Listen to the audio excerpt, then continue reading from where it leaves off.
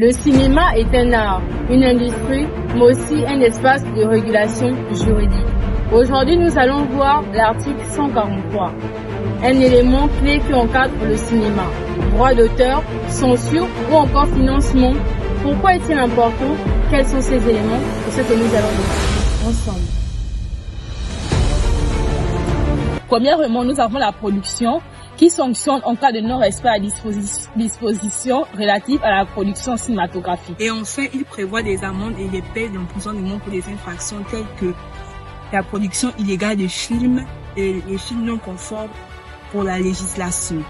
En petit 2, nous avons la création. Il s'agit de l'aspect artistique de la cinématographie, incluant l'écriture du scénario, la direction artistique, la mise en scène et l'interprétation par les acteurs.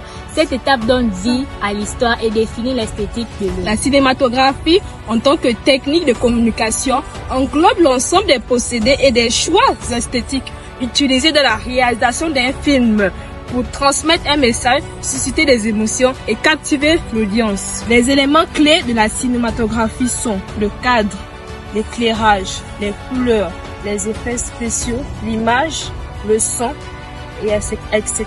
En résumé, la cinématographie est un langage visuel puissant qui permet de communiquer des messages complexes et susciter des émotions fortes en combinant les techniques artistiques et les narratives. Comme quatrième élément, nous avons la distribution. La cinématographie en tant que distribution consiste à commercialiser et cheminer le film vers les différents canaux de diffusion, tels que les salles de cinéma, les plateformes, les streamings, les chaînes de télévision.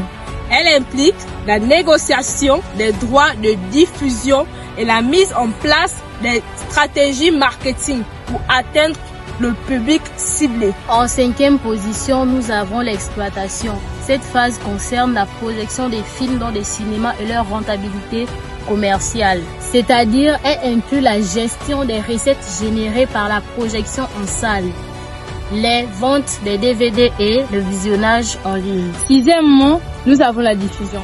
C'est le processus par lequel le film est rendu accessible au public, que ça soit par le moyen des diffusions télévisées, de projection publique ou de mise en ligne sur les plateformes numériques.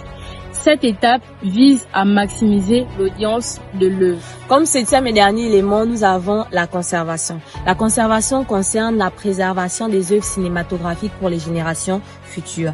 Elle implique l'archivage des films dans des conditions optimales pour éviter leur détérioration. Nous vous donnons rendez-vous pour une prochaine vidéo. À bientôt!